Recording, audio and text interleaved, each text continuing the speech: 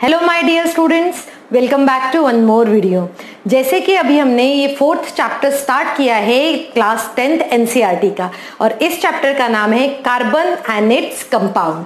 Students, as I said that this chapter is one of the important chapter for organic chemistry. So आप सभी को ये chapter बहुत अच्छे से पढ़ना है, हर एक वीडियो देखना है और उसके सभी कॉन्सेप्ट्स को ध्यान से समझना है। ठीक है, सो अभी हम स्टार्ट करने वाले हैं, आज के ये सेकेंड लेक्चर है और सेकेंड लेक्चर में हम स्टार्ट करने वाले हैं कोवैलेंट बॉन्ड। सो आयोनिक बॉन्ड क्या होता है, इलेक्ट्रोवैलेंट बॉन्ड क्या होता है, ये सभी हम metals and non metals chapter में पढ़ चुके हैं, तो उसको यहाँ पर फिर से हमें पढ़ने की जरूरत नहीं है। तो अभी हम स्टडी करने वाले हैं कोवैलेंट बॉन्ड। क्या होता है कोवैलेंट बॉन्ड, चलो अभी हम पढ़ते हैं। कोवैलेंट बॉन्ड मींस क्या होता है स्टूडेंट। चलो कोवैलेंट बॉन्ड के लिए मैं एक एग्जांपल देती हूँ।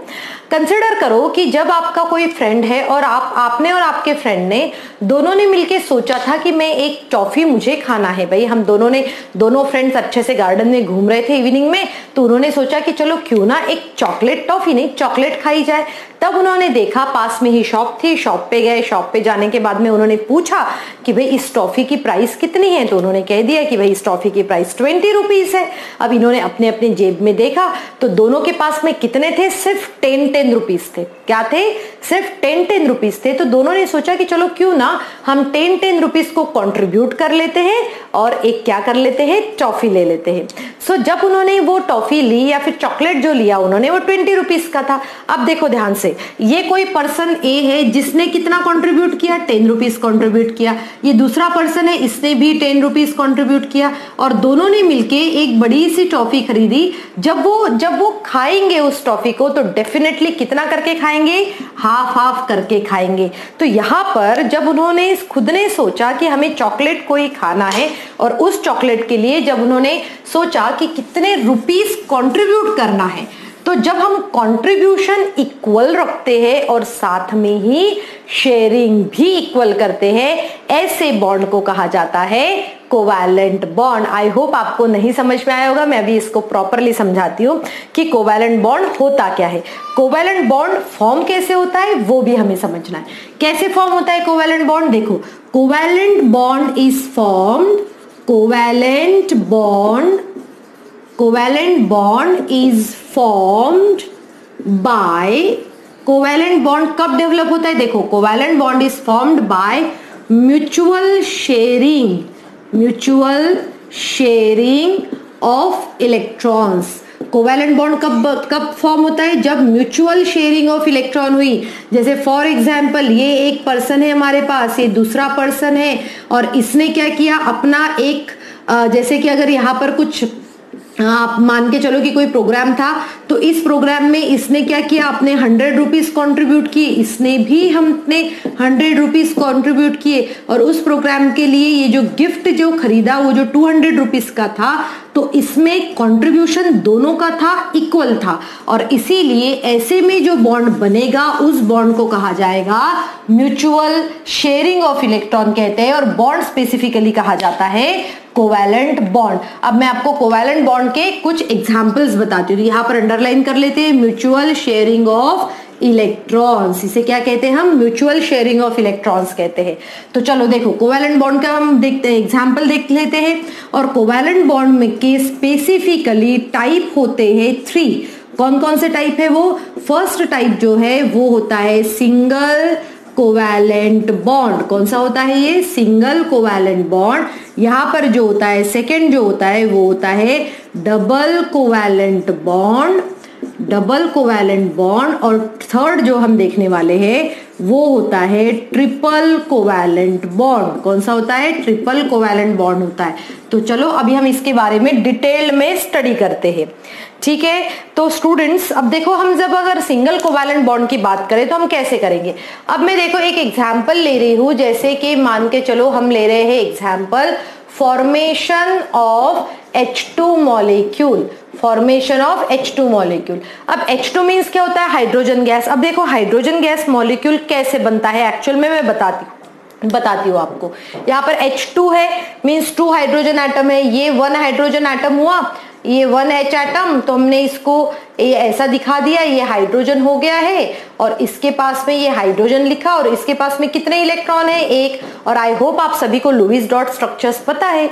लुईस डॉट स्ट्रक्चर मींस क्या होता है कि जो वैलेंस इलेक्ट्रॉन्स होते हैं उतने हम डॉट्स लगा देते।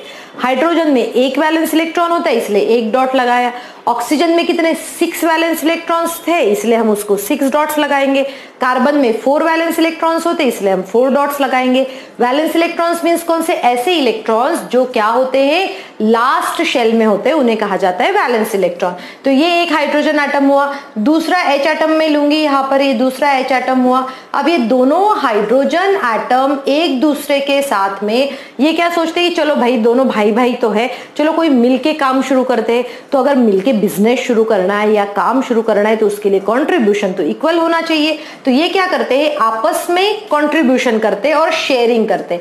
और शेयरिंग जो है हम हमेशा इस तरीके से दिखाएंगे, हम शेयरिंग इस तरीके से दिखाते हैं। और यहाँ पर लिखते हैं ये पहला H और यहाँ पर लिखेंगे हम दूसरा H। अब देखो यहाँ पर हो क्या रहा है, ये जो हाइड्रोजन है जिसके पास में एक इलेक्ट्रॉन है, तो हम क्या करते हैं उस एक इलेक्ट्रॉन को इसको बीच में रख लेते हैं ताकि हमें पता चले कि दोनों ने शेयर किया है।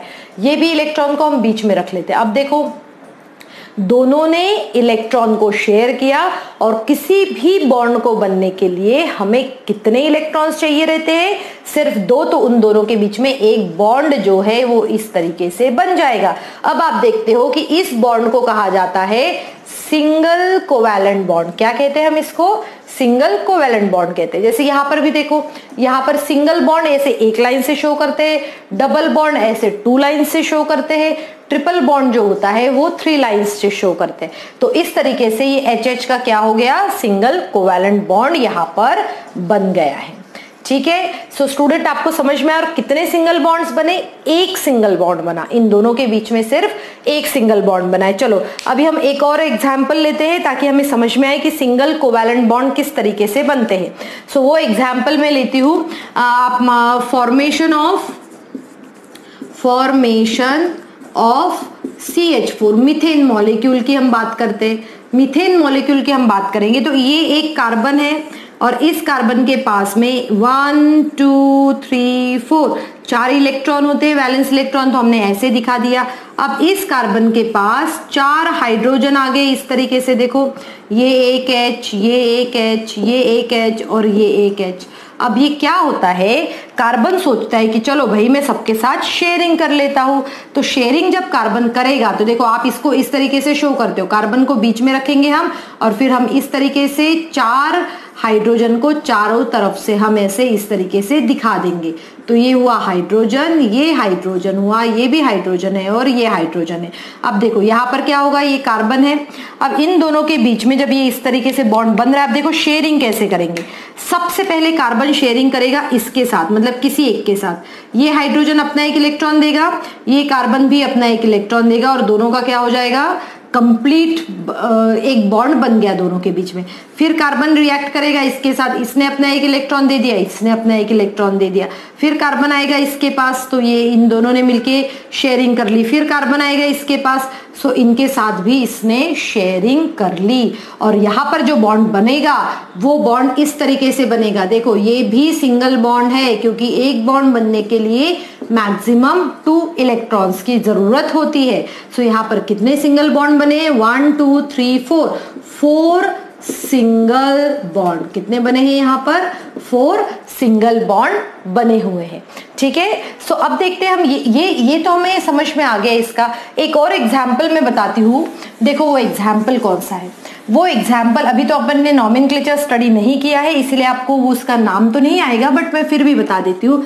नेक्स्ट एग्जाम्पल जो है वो है फॉर्मेशन ऑफ C2H6, मतलब होता है इथेन मॉलिक्यूल। अब इथेन मॉलिक्यूल में हमेशा देखो क्वेश्चन कैसे आता है इस टॉपिक के ऊपर, क्वेश्चन कैसे आएगा, क्वेश्चन में वो आपसे पूछेंगे कि ऐसा कोई भी आपको मॉलिक्यूल दे देंगे और कहेंगे कि इसमें कितने सिंगल कोवैलेंट बॉन्ड है वो बताइए। अगर डबल बॉन्ड से तो डबल बॉन्ड बताइए। तो देखो हम किस तरीके से बता सकते हैं। ये क्या है, कार्बन है। तो जैसे हमें पता है कि भाई देखो अब हम है ना इस तरीके से नहीं बनाएंगे, हम ये देखेंगे कि 2 कार्बन है। तो हमने क्या किया, ये एक कार्बन बनाया और इस कार्बन के पास में एक और कार्बन था। देखो ये एक और कार्बन है, इसके पास 1 2 3 4, यहाँ पर भी 1 2 3 4 चार चार दोनों के पास है। अब इन्होंने देखा कि इनके पास हाइड्रोजन कितने 1 2 3 4 5 6 हाइड्रोजन है। देखो ऐसे इस तरीके से 6 हाइड्रोजन है उनके पास में, सबके पास एक एक इलेक्ट्रॉन है। अब इन्होंने ये सोचा कि भाई ये है तो दोनों भाई, तो दोनों भाई ने सोचा कि चलो इसको भी हम क्या कर लेते हैं, आधा आधा कर लेते हैं। अब आधा आधा करने की वजह से देखो स्टूडेंट्स, ये मैं मिटा रही हूँ, आपको ये इसको लिख के रखना है अपनी कॉपी में। देखो अब इसको क्या होता है, अब ये क्या सोचते हैं कि चलो इसके रिएक्शन करवाते हैं हमें। तो ये क्या करते हैं, पहले अगर ये एक हाइड्रोजन है जिसके पास कितने हैं 1 2 3 4, तो ये इस तरीके से 3 हाइड्रोजन के साथ में रिएक्ट होगा और ये इसके साथ शेयरिंग कर लेगा। इस ऐसे देखो ये इस तरीके से शेयरिंग करता है। ये देखो शेयरिंग करी इसने, सभी हाइड्रोजन के साथ में शेयरिंग करी, पर इसके पास एक और इलेक्ट्रॉन बच गया है। सो ये कौन है, ये यहाँ पर हाइड्रोजन है, ये भी हाइड्रोजन है, ये भी हाइड्रोजन। आप चाहे तो इसका यहाँ पर ऐसे स्ट्रक्चर भी बना सकते हैं। ये इस तरीके से हमने स्ट्रक्चर भी बनाया। अब देखो सेम सिचुएशन होगी दूसरे कार्बन के साथ में भी, पर दूसरे कार्बन में क्या होता है कि ये उसके पास भी एक ही हाइड्रोजन बचता है। तो ये दोनों भाई भाई क्या कर लेते हैं, आपस में शेयरिंग। कैसे करेंगे आपस में शेयरिंग, में बताती हूँ। देखो इनके पास एक एक बचा हुआ है, पहले तो ये दूसरे जो हाइड्रोजन बचे पहले उनको देने दो, जो लोग बाहर से आए हैं गेस्ट बनकर आए हैं पहले उनके साथ शेयरिंग कर ली इन लोगों ने। देखो इस तरीके से शेयरिंग कर ली। अभी शेयरिंग होने के बाद में आप देख सकते हो यहाँ पर देखो ये एक H, ठीक है। अब ये इस तरीके से शेयरिंग हो गई। अब जब शेयरिंग हो गई है पर ये इन दोनों के पास में एक एक बचा, तो ये क्या कर लेते, आपस में भी इस तरीके से बॉन्ड बना लेते और ये स्ट्रक्चर ऐसा बनता है। अब चलो हम काउंट करते हैं इसमें कितने सिंगल कोवैलेंट बॉन्ड है, कितने सिंगल कोवैलेंट बॉन्ड है। चलो देखो सिंगल कोवैलेंट बॉन्ड जो है वो है 1 2 3 4। आप ऐसे नहीं करते, नहीं तो कोई समझेगा कि मैंने यहाँ प्लस ही बनाया है। तो हम इसको पहले ऐसे काउंट करेंगे, पहले बॉन्ड्स बना लेते हैं अच्छे से, उसके बाद में काउंट करेंगे। देखो पहले इसको बॉन्ड बना लो अच्छे से, ठीक है। अब इसको काउंट करना स्टार्ट करते। काउंट कैसे करेंगे हम, 1 2 3 4 5 6 7। तो कितने बॉन्ड्स हुए, 7 single covalent bond. So student इस तरीके से हमें बॉन्ड्स काउंट करते आना चाहिए और साथ में ही उसका स्ट्रक्चर भी बनाते आना चाहिए।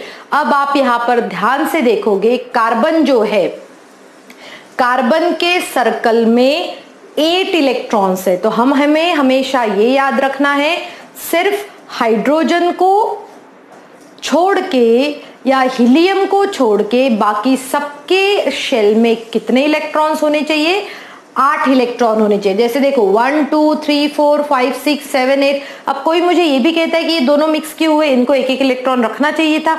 तो अगर ये एक एक इलेक्ट्रॉन रखते तो ये 7 इलेक्ट्रॉन होते और 7 इलेक्ट्रॉन कभी भी स्टेबल नहीं हो सकते। और इसीलिए इन्होंने क्या किया, आपस में ही शेयरिंग कर ली और यहाँ पर बना लिया है हमारा मॉलिक्यूल, और वो होता है ethane molecule, that is C2H4। So student I hope आपको ये सिंगल कोवैलेंट बॉन्ड अच्छे से समझ में आ गया है। और अगर आपके पास में और भी कोई एक सा एग्जाम्पल है जिसमें हम सिंगल बॉन्ड को एक्सप्लेन कर सकते हैं तो आप मुझे कमेंट सेक्शन में लिखिए। और कोई भी डाउट है तो बिना झिझक, विदाउट एनी हेजिटेशन आप मुझे पूछ सकते हैं। I will definitely answer your all question.